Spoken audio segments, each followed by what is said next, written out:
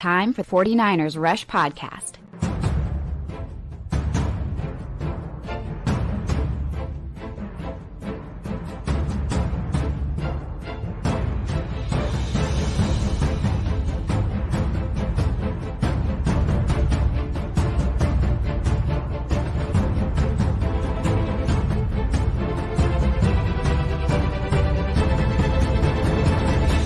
And here's your host, John Chapman. What is going on, faithful? It is not the typical day for the John and Wayne show, but this guy next to me has traveled the 7 seas, and he has found his way back to us. Wayne, how you feeling, man? We've been rolling. What's going on, Jay? Hey, man, I missed you in Santa Clara last week.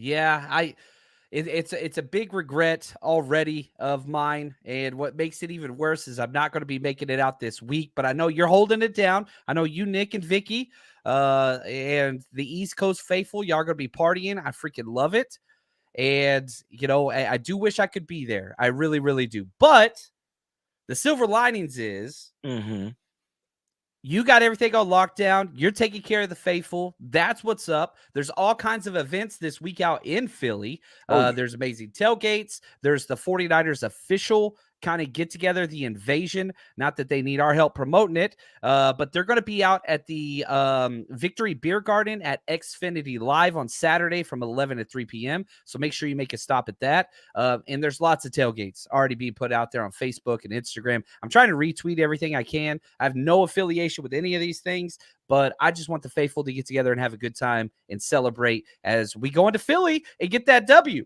Yes, sir. So, yes, sir. That's what's up. And just to let you know, on Sunday, I'll be at the Philly Takeover tailgate party.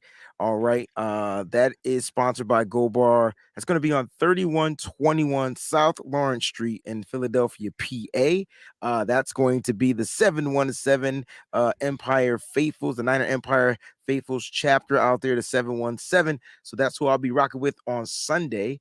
And make sure you guys get your tickets. I believe they're $40. And if you need parking, they have limited spaces available. So you got to get that stuff in right now. And you know, hit me up, DM me, and I'll get you all the information. But we're going to have and I'll say this. Last time I went to Philly week 2 last year, which we're going to talk about, this is the tailgate I went to, and it was incredible. It's all Niners fans, and it's removed from the traditional, it's walking distance to the stadium, but you're surrounded by faithful. It's safe. It's incredible. They throw a great party. Strongly recommend. Again, they're not paying me anything. They don't even know who I am, probably. But they know who John Chapman is. It's a good place to be. Wayne's going to be there, and if you see Wayne, you got to take a picture with him. That's what's up. So that's where that's going to be at, Kimbrough. Now, without further ado, we got to talk about this week. We got to talk a little bit about last week because we haven't talked. No, we haven't. Cowboys matchup. So it's weird. Man, we did 2 shows, and I'm going to be on Wayne's show tomorrow morning, 8 a.m. Pacific time, 11 his time, East Coasters. And man, I'm going to pull a receipt here. I came up pretty fired up about Dak Prescott. I don't know if you remember, Wayne, somebody came on your show and said that their offense was similar to the Chiefs, the Cowboys, compare them. And I was very upset. I was very upset. You were so upset that everybody wanted to see you do on my show. So get your rant ready for tomorrow. All right. You're going to get a 10-minute rant because people want to see that. You were pissed off. I'll say this, though. Like, I have so much more respect for Philly than I do Dallas. That's what it was. I was trying to explain to the people, like, they were like, why are you more nervous about the Cowboys? And it's not that I was nervous. I just don't like when we play them. I want to beat them every single time, right? And because of the history of the two teams, it just makes me uneasy. Makes me a little bit uneasy. And so I feel like the Niners now, though, the more dominant team, no matter what they try to throw at the 49ers, as long as they got Dak Prescott as their quarterback, the 49ers know how to counter it. Yeah, no worries. No worries whatsoever. The funny thing is they're keeping the worst coach on their roster, and they're going to be losing Dan Quinn and possibly Kellen Moore, which is hilarious. And yeah, I like this. Now, this is one thing I want to talk about. I got a question from Timothy on Twitter, and it kind of goes with what Phil's saying here as well in the comments. Timothy said this, and I want to bridge it to what Phil's saying. And Phil said, I love how the mainstream media gives us no shot underdog motivation. But Timothy wanted to approach it from a quarterback perspective. Brock Purdy's getting no love out there. Mm-hmm. And Timothy says this, is it just me? It doesn't seem like whoever the quarterback for the 49ers are, they get no recognition. They get no respect, whether that's Jimmy G. You can go back to Colin Kaepernick, but mostly under this Shanahan era, it doesn't matter who the quarterback is. Trey Lance, Brock Purdy, Nick Mullins, Jimmy G. Why is it? Is it a Shanahan thing? Why are, no matter who the quarterback is, no matter how many games they win, why is no one giving credit to the quarterbacks under the Kyle Shanahan regime? I just don't understand. That's a great question, bro. I think it's because there has not been a quarterback Joe Montana, Steve Young-esque, right? And so, like, the closest we had, and he was different, was Jeff Garcia, right? And so then you got Colin Kaepernick, which was a different dynamic, but he was like a shot of energy, and it was good until the shot wore off, and then all of a sudden he crashed hard, right? And then his situation changed up how people view 49ers. So the quarterback situation. So it's just like the quarterback situation is cursed, which is cool because now we're getting back to that. Like, and I know Brock's not going to play with a monkey on his back because he hasn't been here before. Whereas Steve Young's been in the league, he was hiding behind Joe Montana. But Brock is definitely going to be playing with the chip on his shoulder, which is even worse than a monkey on their back, right? Because you're talking about a person they've been putting you down. They've been downgrading you since the day he was born, right? Oh, you can't play quarterback, can't do this, too short, too that, blah, blah, blah, whatever. And so Brock is playing with that chip. And so, I did a show yesterday called The Underdogs. It's so funny that he said that because that's who the 49ers will remain, even if they win the Super Bowl. I guarantee you they're going to the next season underdogs. I can't figure it out, but the disrespect is real, and it's time for Kyle Shanahan to put up or shut up. I think that's what it comes down to, and I believe he's been holding kitchen sinks, and he's been holding different things, and the Eagles aren't going to know what's going to hit them. I guarantee you the Eagles won't know what's going to hit them from Kyle Shanahan. I love it.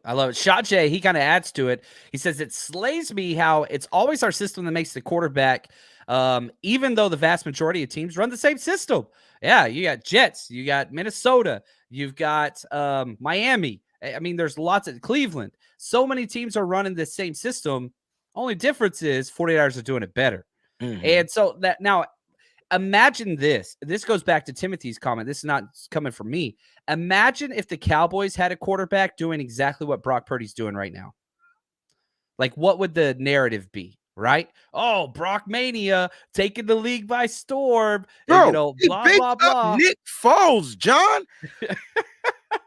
Who the hell is Nick Foles? They was calling him Nick Foley. Getting back to my wrestling. But they were bigging up Nick Foles, a backup that came out of nowhere. He was terrible before wherever he was. I forget, it was Jacksonville or something. Wherever he was horrible. And then he comes with the Eagles and he wins the Super Bowl. And then after that, he goes off into the Red Sea somewhere. He's like trash again. I don't get it. I don't get it. And guess what? The Eagles are running that same system, right? And no one's complaining about their system that they're running. They're running RPO. I'm trying to think of something else that they might run. RPO, maybe a play action pass. RPO. Like that's the system. And now they just have a good piece running it. It's so funny because that's how Nick Foles won the Super Bowl. It's like Tom Brady didn't know what hit him. They couldn't defend the RPO. Yeah, I love it. And, Big Papa, what's up, man? He says the cutback crew, Coach Ant, he had a great breakdown today on the 5 areas the 49ers could exploit. Love what the cutback crew does. They're on our Patreon channel. All their previews, all that stuff we got over there as well. But support them. Wherever you listen to shows, check out Cutback Crew. But more importantly, check out The Way Breezy, man. It's in the link of this description, whether you're watching, whether you're listening, whether you downloaded live. Go support this man. I'm going to be on a show tomorrow morning. Now, before we get off this Purdy conversation, one of my favorite clips this week was from Kyle Shanahan talking about how Brock Purdy finally, this is the first time he said this, finally has the playbook down. Yeah. I mean, I think he's been pretty fluid from the beginning, but I mean, it gets easier and easier each week. Brock there's lots of times that the headset will cut off, and there's a number of times we don't have to use a timeout and stuff because he's got a lot of those plays memorized anyways.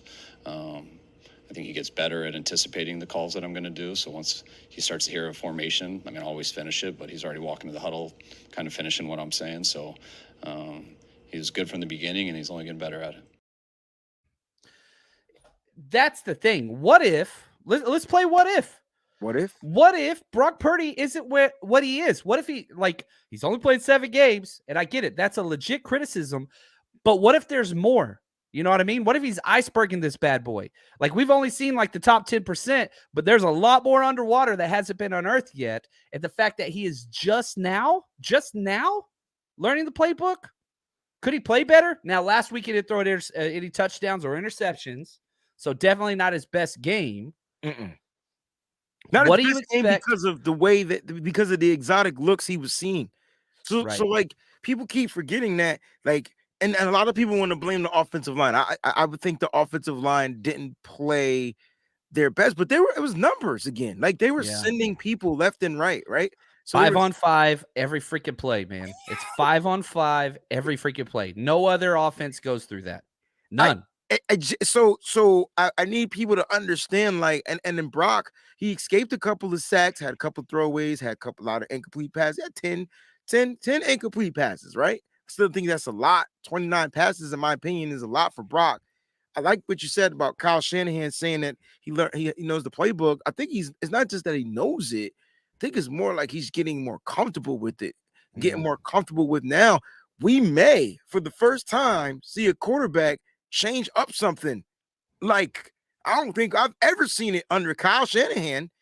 So if it seems like Kyle is super confident in Brock, and Brock is super confident in Kyle. That's crazy. And so Brock's not intimidated by his coach. Brock's not, but he still recognizes him as the coach. Every presser, what does Brock says? Kyle calls amazing plays. I just have to execute them. These are the things you're getting from this young 23-year-old. 23, just turned 23. 23-year-old kid that isn't even supposed to be playing in the NFL right now. Let's just keep it a buck. 49ers took a chance on him, and they saw something in him that no one else saw. League. And they got a winner in Brock, literally, because he hasn't lost a game. So literally, he's a winner, like, literally. And so, like, I love it. When you look at Brock, it's like, all right, it's not about which Brock are we going to get. It's which Brock is going to adjust to whatever this team throws at him this week. Because every week, it's something different, John. And every week, he finds a way. I don't care if he didn't throw a touchdown pass in the Dallas Cowboy game. You know what he did? He had a 8-minute drive to seal the deal. He showed up whenever Dak kind of shrunk, right? That's the idea. He showed up. Dak left. What's up, Sin? Love to see it. We got a gift from AK. What's up? He says, Hurts is not a good second half quarterback. This year he struggled the second half. Did the same thing against Purdy in the Oklahoma-Iowa State game. I love that comment. These two guys have history. They played against each other before, and they're both young. Hurts is 24 with change. Purdy's just now 23. I love it. And yeah, Sonia. What's up, Sonia? She says, guess when the 49ers play their best? Second half. Yeah.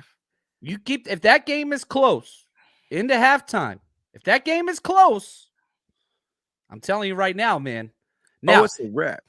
But it's not, it's not that they play. How can I say this? It's not that they just play their best. All right, so let me just explain how the 49ers defense is built. All right, it's built to win.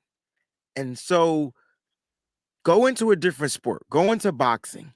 All right, I'm going to give you, to me, the greatest heavyweight fighter of my time. A lot of people going to say it's Muhammad Ali. Fine, that's cool. But of my time, it was Mike Tyson. And he fought one way. He was never a boxer. He was a brawler. He will knock you out if you get caught slipping. Literally. And so that's not the 49ers defense.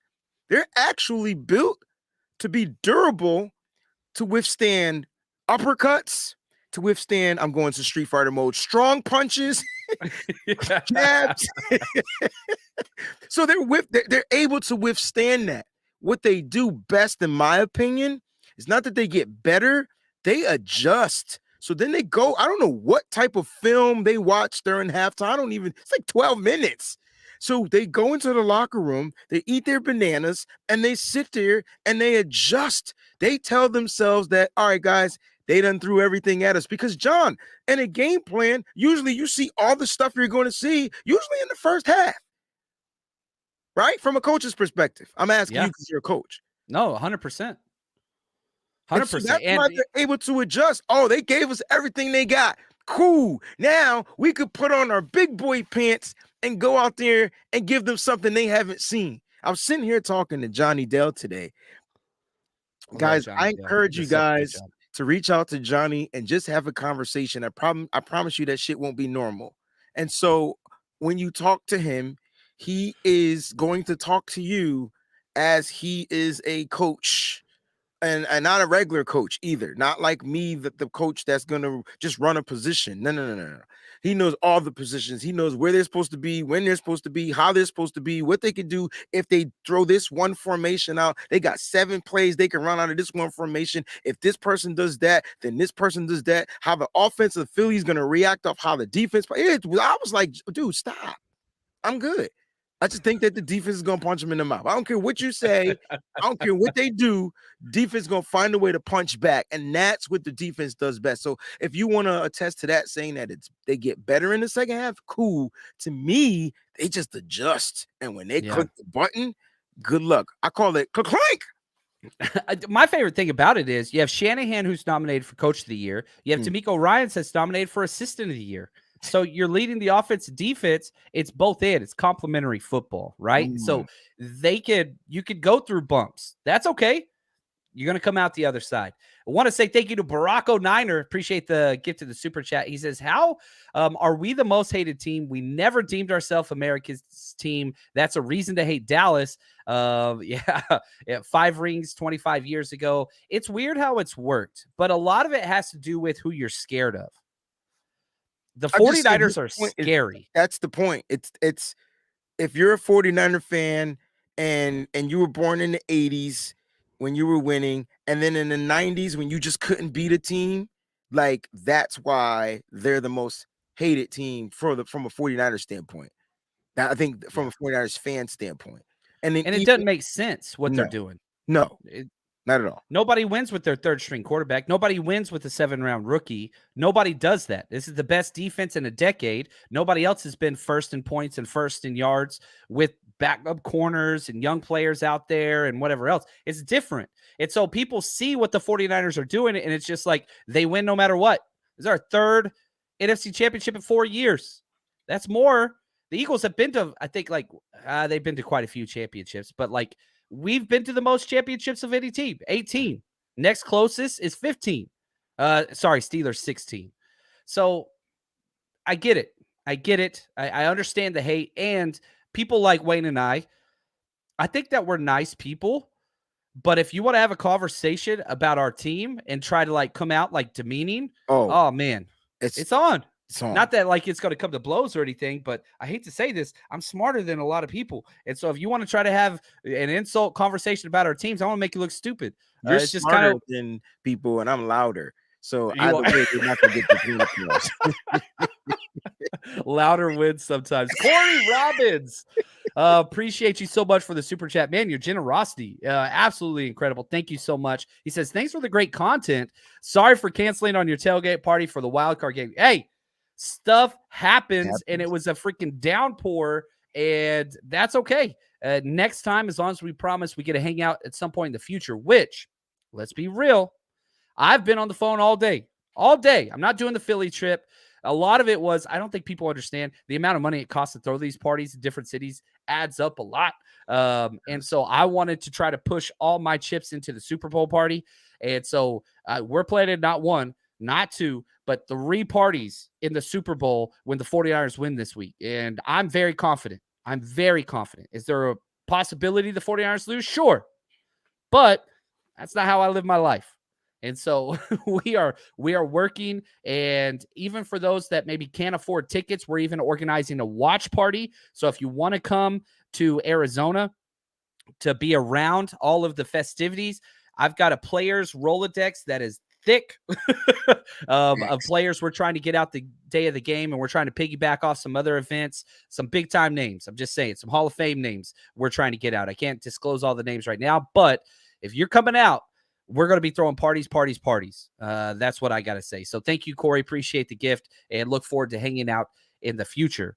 Raymond, what's up, man? Thank you for the super chat. He says, all analysts keep saying we haven't seen a team like the Eagles, but they haven't seen a team like us either.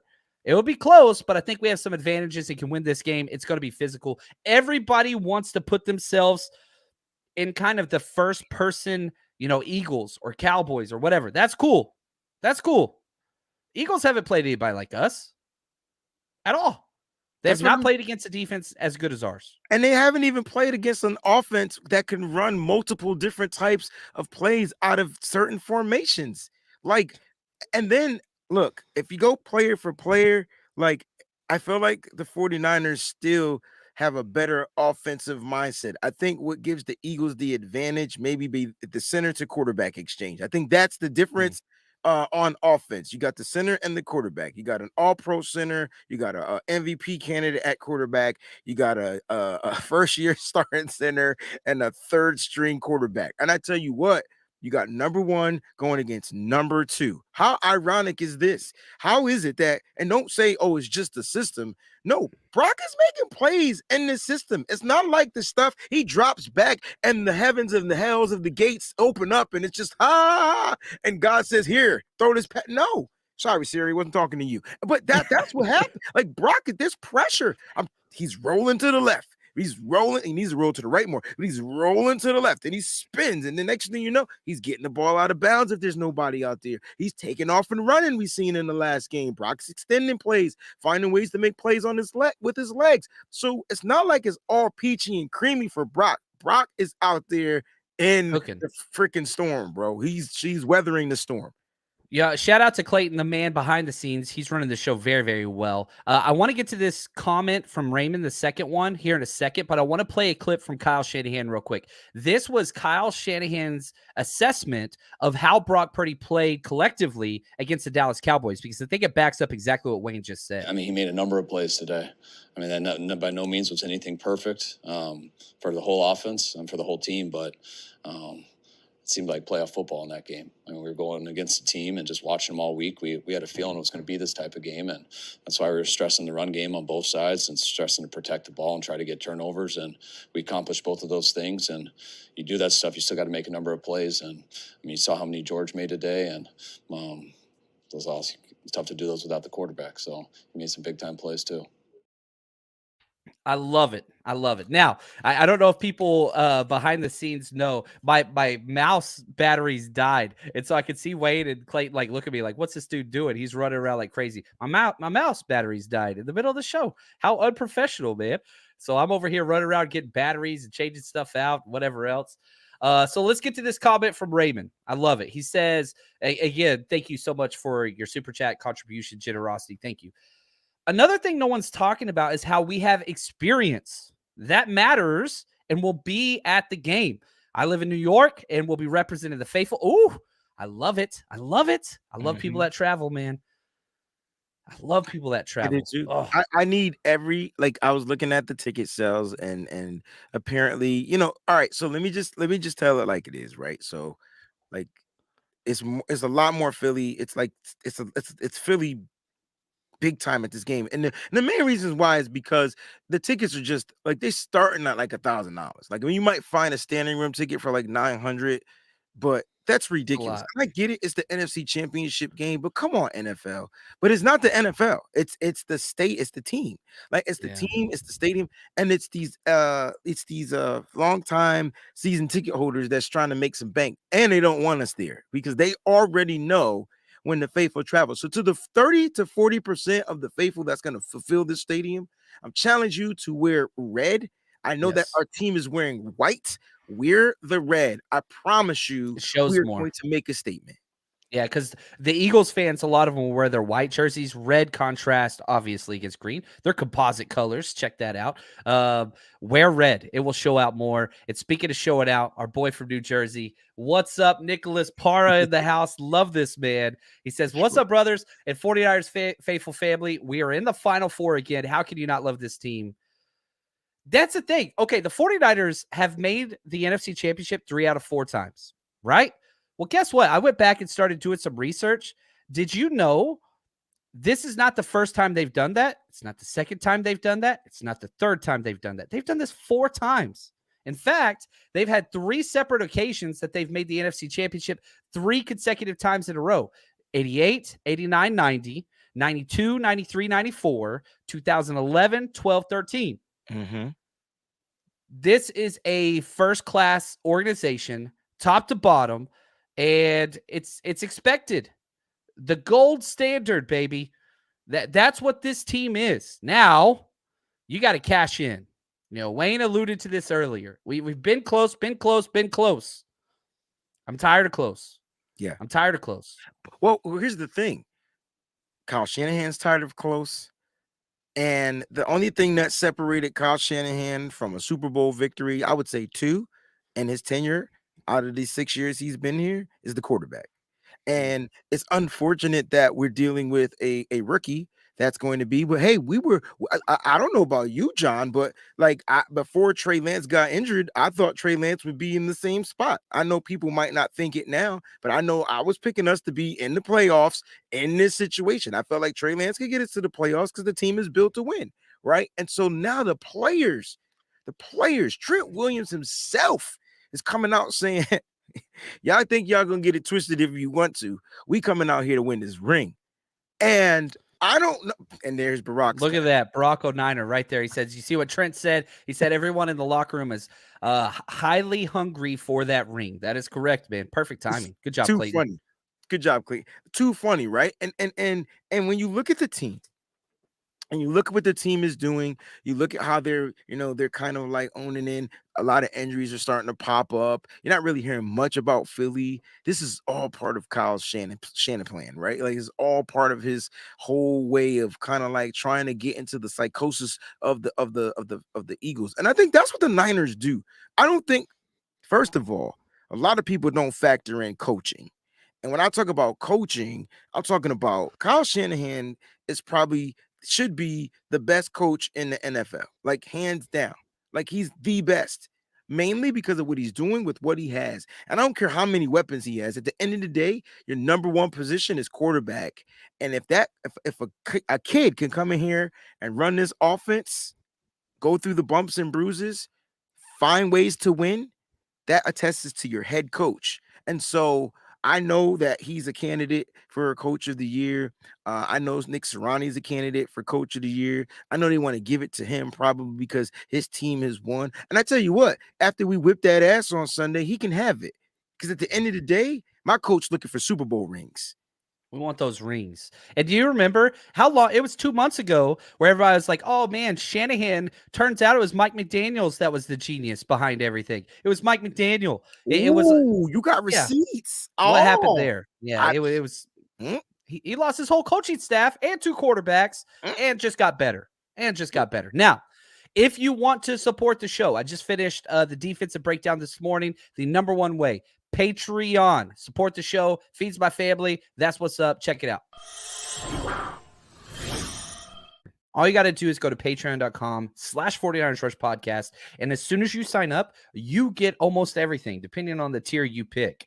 And if you're just interested in 49ers play, guess what? We have every single offensive, defensive, and special teams play from the last 2.5 years. Every single game for the 49ers. Nobody else has this content. Now, not to mention we have extra episodes weekly. We've got scouting report breakdowns. We've got betting. We've got your one-stop shop for 49ers content. And if you want to be heard, guess what? We got Zoom Hangouts twice a month where we listen to you. Patreon.com/49ers Rush Podcast, or just Google Patreon and 49ers. We're the first one that shows up. Now, a couple other housekeeping items rather quickly. We are giving away an autographed Kyle Juszczyk jersey. All you got to do is follow our Twitter, or our Instagram account, 49ers Rush Podcast. Eric has been crushing it over there. And so sure. just trying to get a little bit more there. You want to win that jersey, go follow our Instagram account. That's all you got to do. We're going to announce the winner of that live as soon as the NFC Championship game is over. We'll be there. And then real quick, last thing. Before we get to more questions, we're not done just yet. We're hosting a virtual tailgate party again. We did it last week and it was awesome. We had about 40 people showed up. We were playing drink roulette. We were drinking. We were having a great time. It was awesome. That starts 30 minutes before the show. Now, if you want to do that, it's completely free if you follow the instructions in the description of this video or podcast. It's called the JJAANN app, JJAANN. You just follow the code in the link below. It's easy. And when you show up, we have a great time. Bring your beverages of choice, because we will be playing some drinking games as the games get started. All that kind of stuff goes on. Now, Wayne, this is the question that I want to talk to you about, because everybody is talking about the Eagles this, the Eagles that. If you had to pick an X factor for the 49ers that you think is going to show up and show big that perhaps people aren't expecting, who's somebody that comes to mind? Could be offense or defense or special teams, which is a legit part of the game. Robbie Gould was kind of it last week. But who's somebody that stands out to you as somebody that could show out for the 49ers this week in the NFC Championship? I mean, I think it's a guy we haven't really seen much of like lately. And I know that the Eagles have 2 all-pro cornerbacks, but don't get it twisted. There's going to be a dog out there on the field, and his name is Brandon Ayuk. And here's the reason: like, you haven't needed him, right? You haven't really needed him. Do you need him to get a first down? Do you need him to do this? Yes, but this might be a Brandon Ayuk game. And the main reason is I just feel like he's gonna come out there and his dog is bigger than any of the other dogs. Listen, I'm not gonna sleep on Bradbury or Darius Slay. I think those guys are they're all pros for a reason. But look, watch out for Brandon Ayuk on the offense. Haven't seen him much lately, and it's not because of defenses locking him down. It's just more Brock being more comfortable with some of the reads that he sees. And so when you get Brandon Ayuk crossing across the middle of the field, expect him to keep those chains moving. I think Brandon Ayuk's going to have a pretty darn good day. And I'll say this, I really thought they were going to go after Trayvon Diggs last week. They did it. He only targeted him one time. They did run the ball at him a lot, and he jumped out of the way every time. But a couple other questions I want to get to. David, what's up, David? He says, CMC and Elijah Mitchell both not practicing today.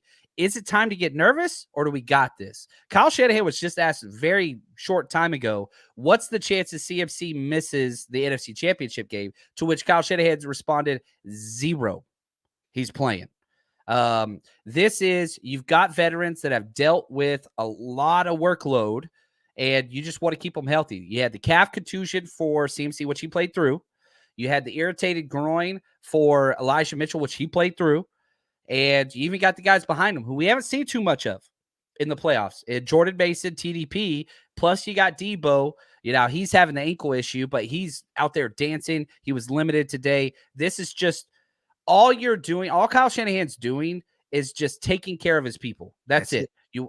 You're not implementing new plays and whatever else. They know the scheme. They know the plays. You're just resting them. That's all that you are doing. That's it. So outside of that, 0 concern. Jimmy Garoppolo will not be playing this week. Possibility back up in the Super Bowl, but I still think that's kind of a long shot. Thoughts on Jimmy G and kind of where that is? Yeah, I mean, look, even when the 49ers win, like, Jimmy's probably he's just there until he's not. I don't think he plays again for the San Francisco 49ers. He's not on the IR. You can't put him on the IR. Well, you can, but he's not on there.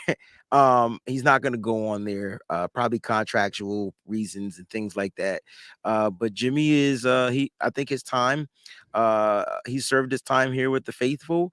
I appreciate what Jimmy Garoppolo has done for the 49ers, but win or lose, like, that was the end of Jimmy. Like, Jimmy getting injured was the end of Jimmy's career here in San Francisco. I don't think we see him. I agree. Yeah, and the only way that he'll be the backup for the Super Bowl. That's best case for him, which would be perfect. But yeah, we'll see. And I want the best for him. I really, really do. Like, I want him to go. I mean, we both do. Like, great guy, great stand-up guy.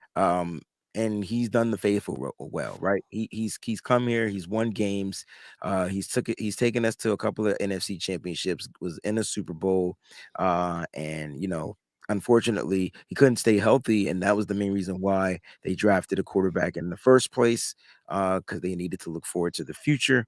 And so, look, Jimmy, we appreciate you, but like you said, John, unless there's a clear, we win the Super Bowl, we get 2 weeks off, he's out there practicing, you probably won't see him. Yeah, I agree. Yatsik, he says, John, how do you think Kinlaw will do this game? I thought last game was interesting because the first 2 plays of the game against the Cowboys, he had 2 great plays in a row. Had a pressure on the quarterback, almost tipped it. Blew up a play on the backside, played great to start, and then just kind of got worse and worse and worse as it goes on. I think it's taking time. And if you look at Kevin Givens, very similar situation, he was the lowest graded player for the 49ers defense. He was getting pushed off the ball big time. So usually those 2 players, one will be successful because they're completely different styles. You have Kinlaw, that's the giant anchor behemoth of a man. And then you got Givens, that's your little slasher penetrator. It was very weird that both of them had a bad game together. Usually one will be good, one will be bad. But you got to have them show up because Landon Dickerson, their left guard, Jason Kelsey's the best hitter of football. I think personally, this is a problem with, media. The best thing about the Eagles is not their defensive line. It's not their quarterback. It's not their wide receivers. It is their offensive line. It's the best in the NFL. And if people wanted to slam the 49ers to talk about a matchup that they are deficient in, that's where they should be talking. But they're not because they don't understand football. So somebody's got to show up that's not Nick Bosa. I counted 1 play on the defensive breakdown this morning where Bosa got hit by 4 offensive players in 1 play. In 1 play. Somebody's got to win their one-on-ones. I will say Eric Armstead looked really, really good. So I'm hoping that it could continue, but I'd like Kinlaw to do some more for sure. Yeah, and going forward, like in the future, the San Francisco 49ers, they have to find a Chris Jones. What's the dude that plays for the Eagles? Fletcher Cox, Ferdinand Hargraves. They have to get a young bull.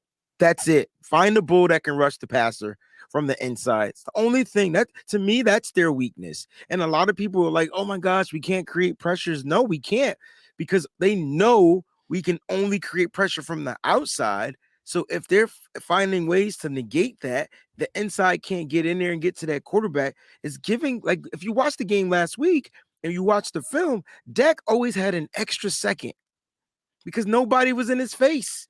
Yeah. And then it's just like, dang, we just the one person you get in his face, man. It'll be totally different game. And I'm hoping they thought that was going to be Kinlaw.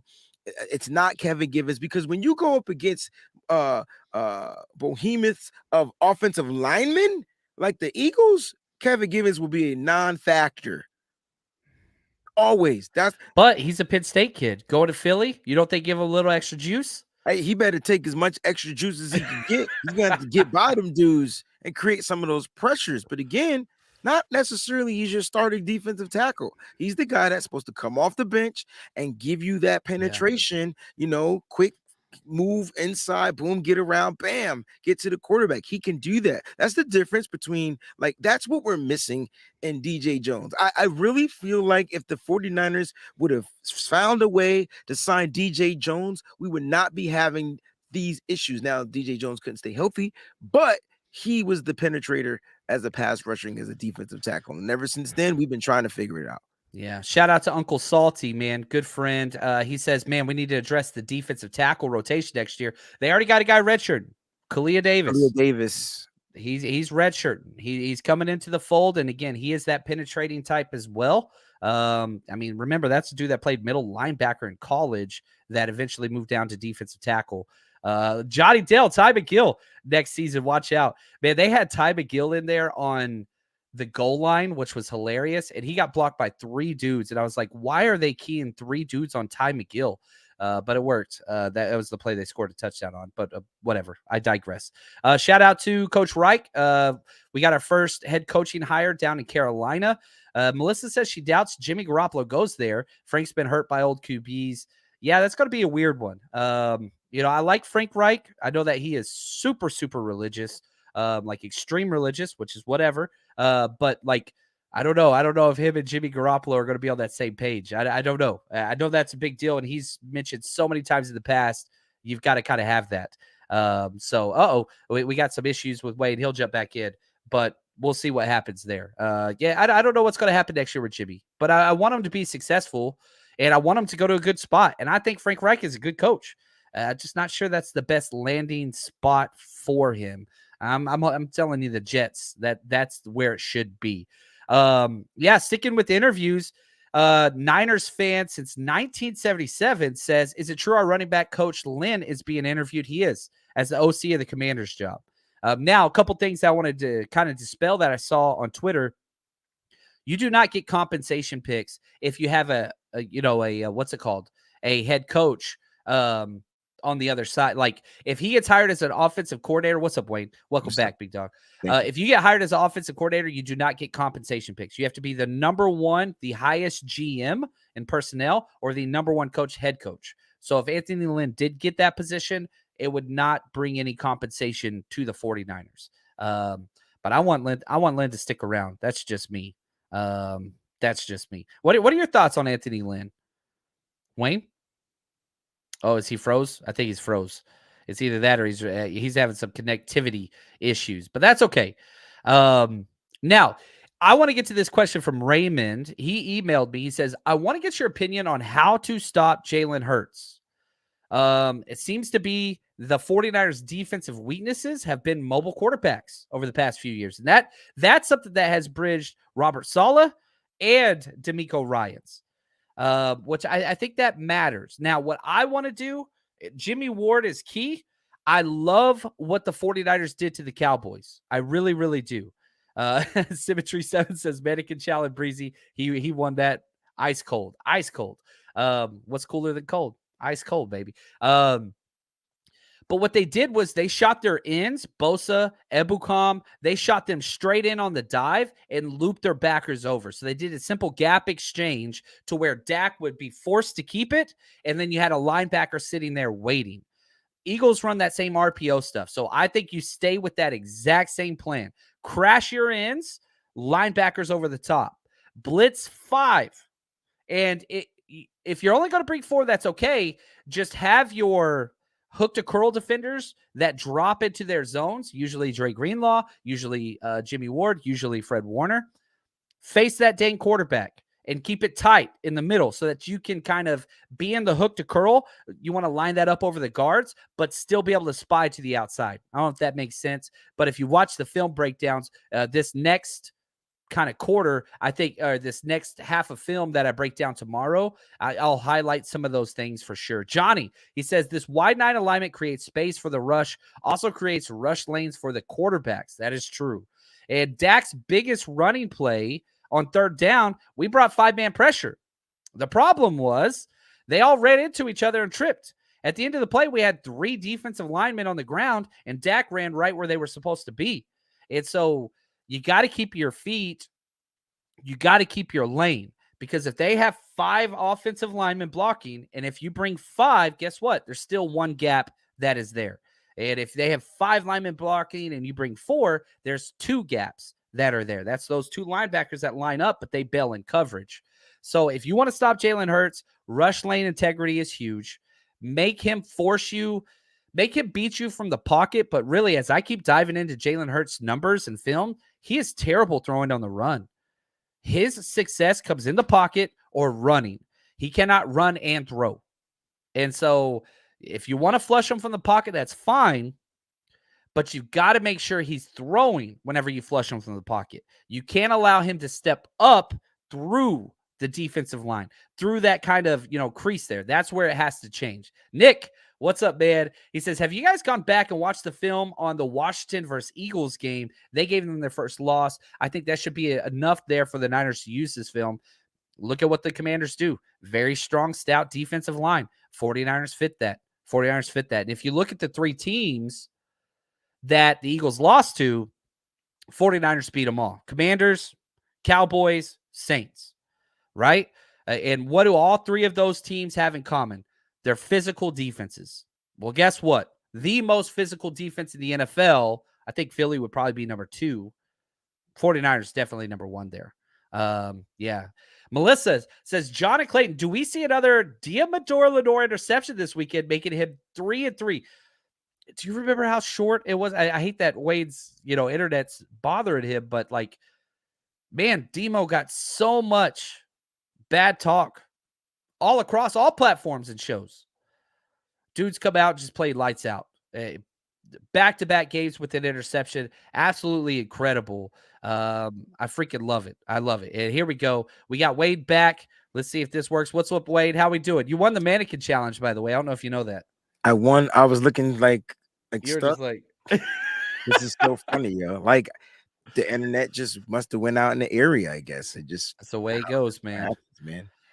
I got mouse $30. problems. You got internet problems. We're fighting through it. Yeah, I know Comcast gonna give me $30 back though. I know that for sure. Wade gets what Wade wants, man. Oh, yes, sir. Love it. So the most recent question was about Debo. Is there he gets 3 interceptions in 3 straight playoff games? Ah, man, that wouldn't that be crazy? Listen, they're not really targeting him, which is weird. But then they'll target him on a play like the one like this game, like the past game, right?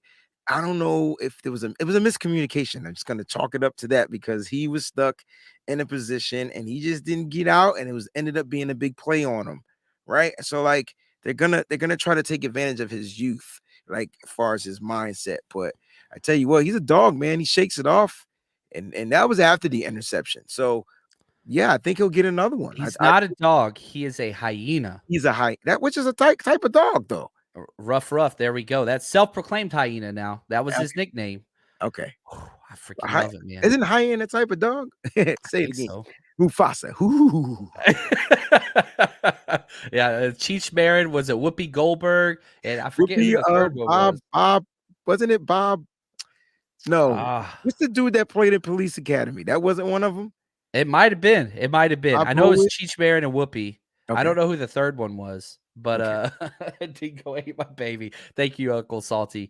But man, I'm feeling really good about this matchup. Probably better than I should. And part of me, like, all right, I'm just gonna be real. This is what it should be. If the NFL was putting its best product on the field this week, I think they absolutely nailed it. For the AFC and NFC, it's the best 2 teams of the conference. There were no Jaguars upsets or, the Vikings. I know their record was whatever. They never belonged. Like, this is great football. If we would have lost to the Cowboys, I would have been absolutely decimated and destroyed. I would have been depressed. It would have been bad. But the Eagles, not to say that we're going to lose that game, but like, this is the true matchup. That's what I'm trying to say. Like, this is where it should be. This is a pure matchup. Best team wins. There's great team. Both teams are just absolutely lights out. But this is what it should be. You got to beat the best to be the best. You know what I'm saying? Is it resonating at all? Because like, the Eagles are great. They deserve to be here. They deserve to be in the Super Bowl. There's just one thing staying in their way, and that's the 49ers. So, on a confidence scale, 1 to 10, Wayne Breezy, where do you see the 49ers getting this dub at? 1 to 10, 10 being locked up, 0 being no chance. Oh, it's a 7.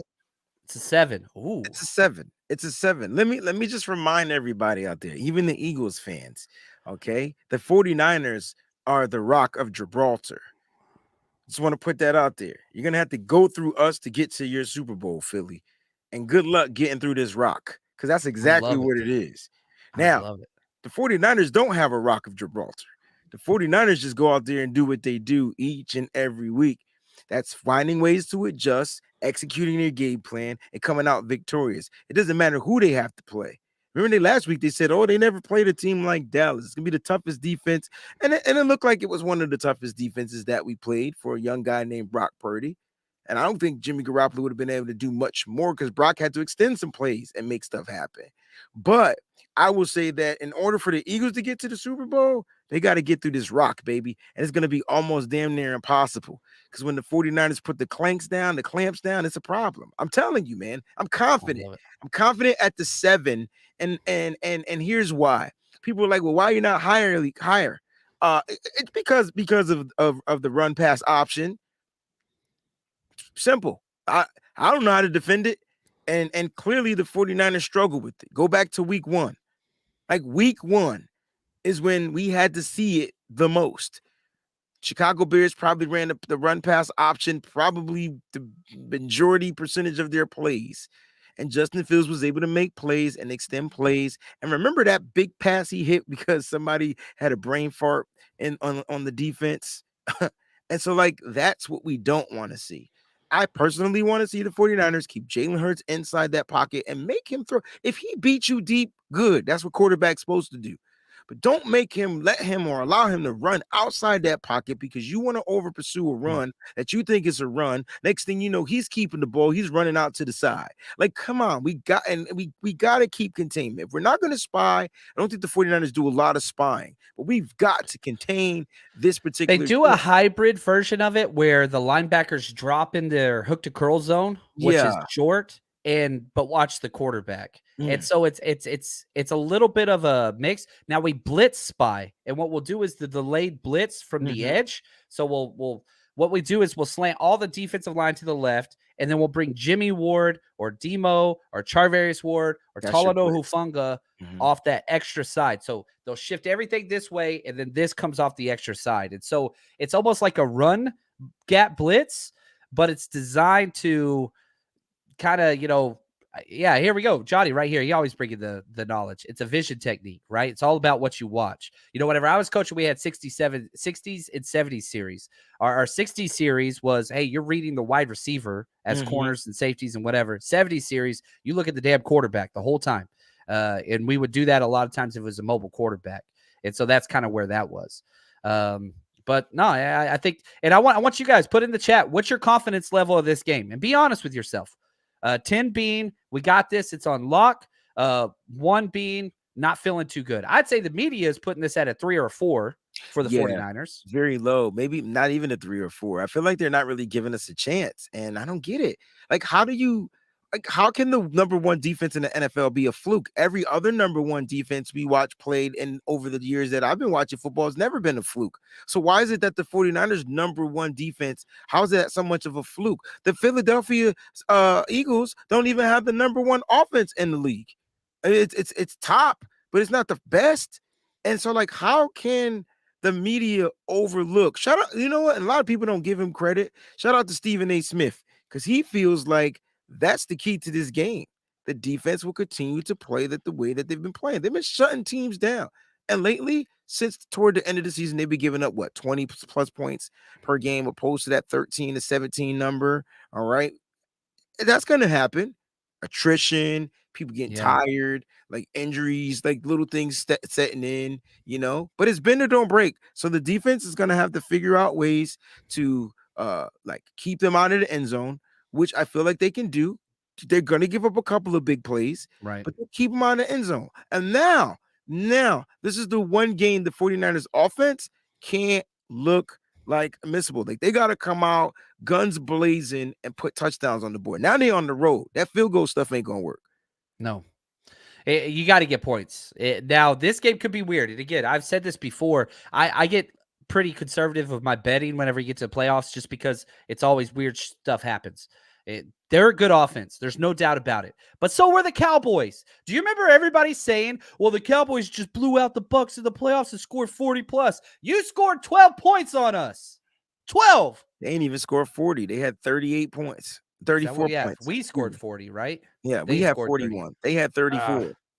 34 to 13, if I'm not mistaken. They couldn't even score 40 on the Bucs. The Niners did. Look, I'll say this, and we're going to wrap up this show real quick. But I want to say this. Ever since Brock Purdy has showed up, I've had and I think everybody has had a really difficult time explaining and putting words to kind of encapsulate what he has done. And I keep going back to the same thing. Just enjoy it. Enjoy this. This is different. This doesn't happen. This is weird. I'm telling you this right now. You're going to be enjoying this for another 3 weeks. This is not where the ride ends. It's not. Not that the Eagles aren't good enough to beat the 49ers. That's not what I'm saying at all. I'm just telling you, sometimes destiny is on your side, and this is almost too damn amazing a story to end now. You push all the chips in. You know what I mean? And so, man, I'm feeling confident. You said 7. I like 7. My head says 7. My heart says 9. And I get it. Like, we get passionate. We're fans, all that stuff.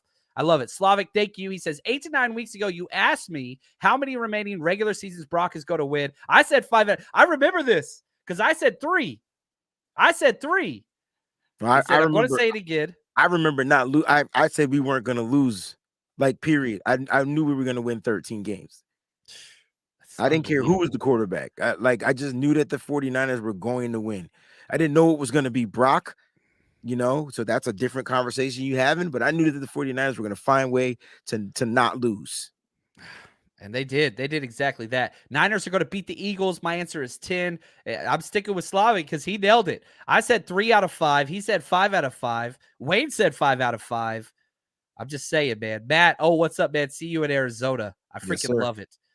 Yes, Thomas, I'm going to put some bets out. I'm still doing a lot of film and research just before I jump in because I want to know the Eagles a little bit more defensively and offensively, trying to find some tendencies. So, yes, the bets will be up on Patreon, but I still haven't placed anything yet this week, so I'm still waiting right there. But, yes, they will be up. I'm not traveling this week, so I got a little bit of extra time. I like to usually wait just to see all the practice reports and injury reports and things like that, but they will be up.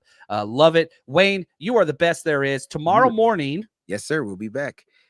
Tomorrow morning we'll be on the Wayne Breezy Show, 11 a.m. Eastern Standard Time. It's in the description. Pacific Standard Time. All right. And John is going to tell you how we are going to beat the Philadelphia Eagles. We're going to break down the game. We're going to break down the offenses, the defenses.